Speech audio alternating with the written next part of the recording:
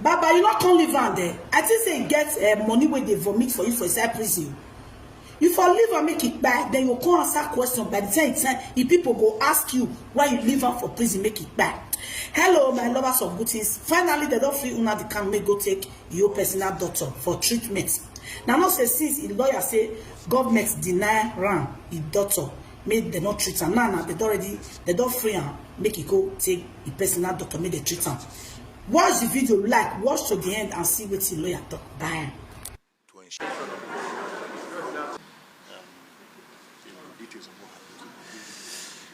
Today, as usual,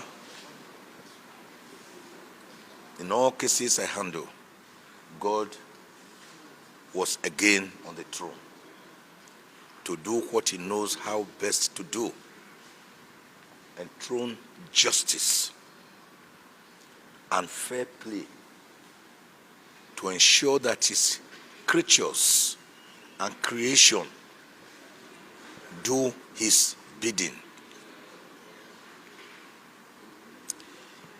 It is in Lamentations 3:37. Who is he that speaketh, and it cometh to pass, if God has not commanded it? Today, this court, the Honorable Justice Bintanyaku, granted all the reliefs sought for by Mazi NNAMDI KANU before the court. The young Nigerian patriot, Igbo self-determination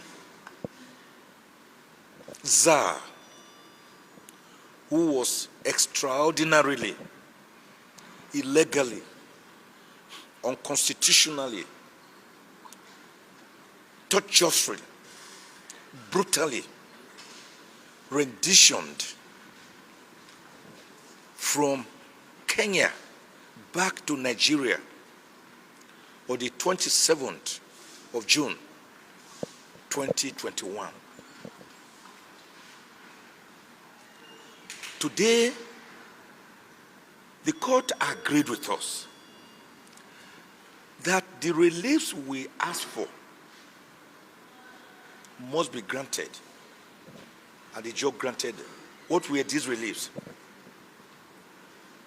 That NNAMDI KANU be allowed access to medical doctors of his own choice, as earlier also ruled by this honorable court since October 2021, but which ruling was continuously, serially, and contumaciously breached by the SSS.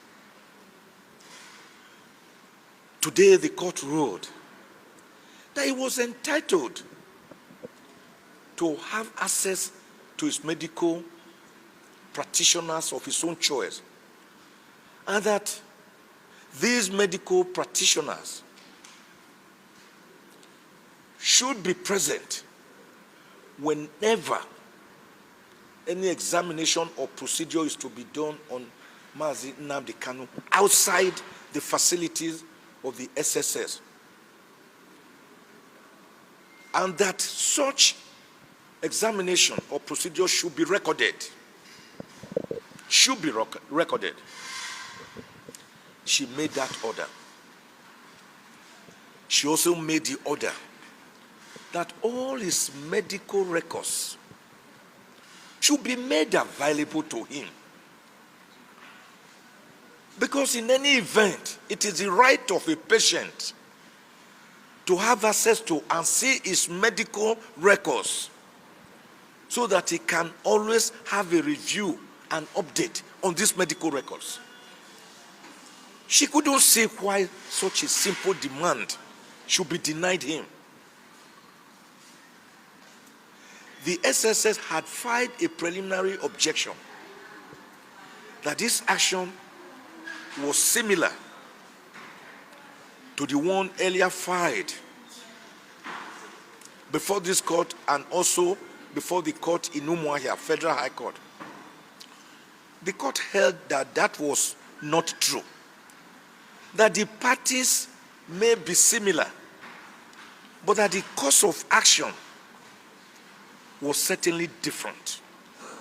Because in that action, NNAMDI KANU had sought for the enforcement of his fundamental human rights, which were granted by the Federal High Court in Umuahia, sitting in Umuahia.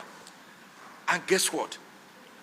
The court had imposed a fine, damages of 500 million naira against the federal government of Nigeria, which, as I speak to you, has never been paid.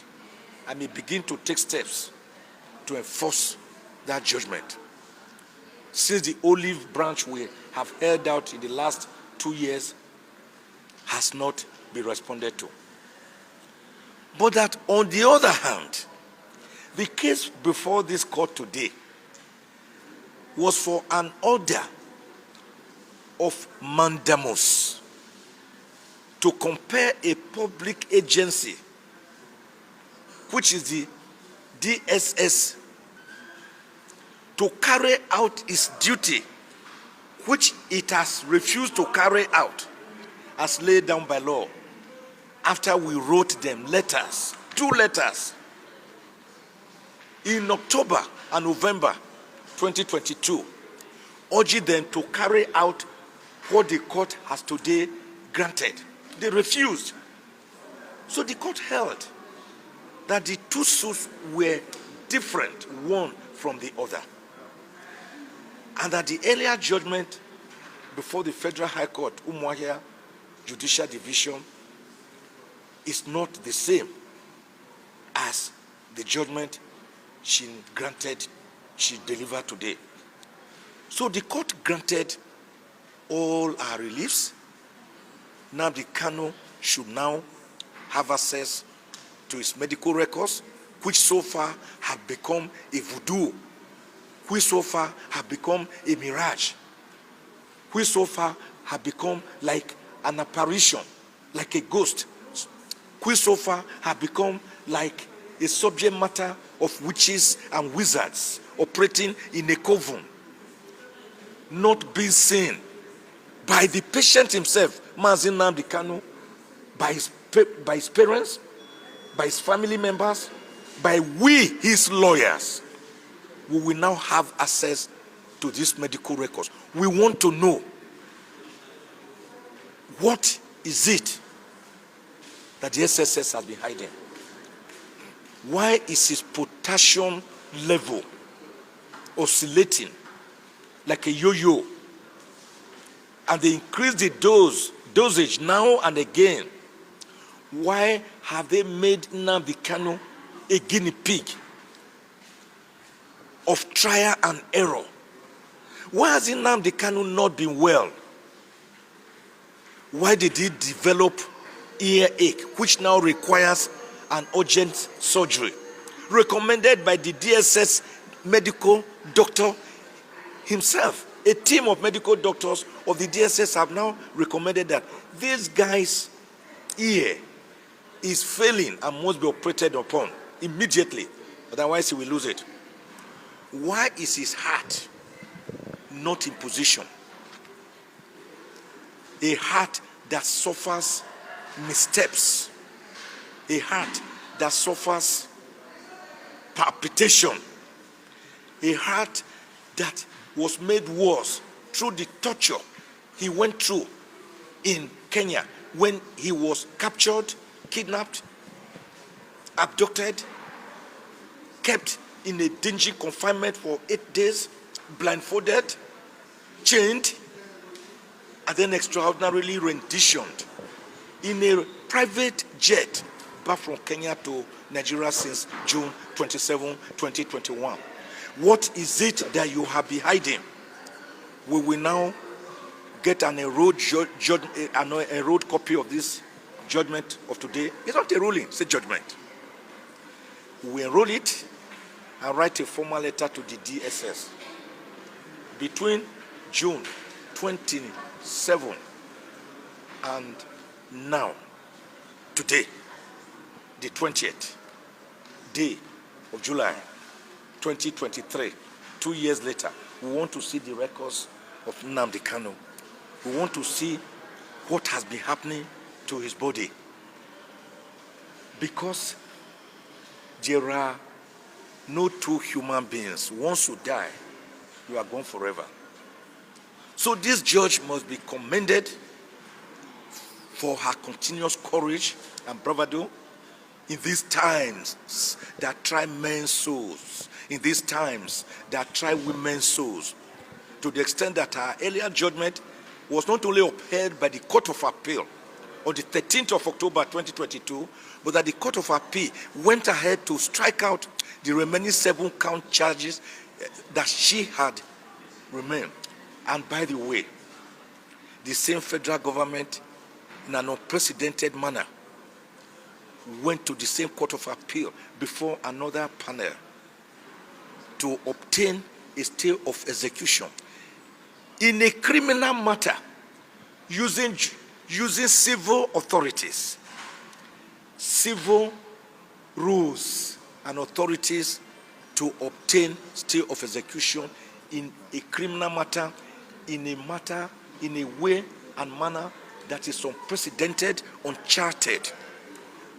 We have tested that already at the Supreme Court. Can you stay execution of the liberty of a citizen? America will go out of its way to any country in the world to go and take out its own citizen. But here we have a Nigerian government staying the execution of the relief to release its own citizen, saying your fundamental rights should not be enforced. A government, a whole government that should protect its citizen.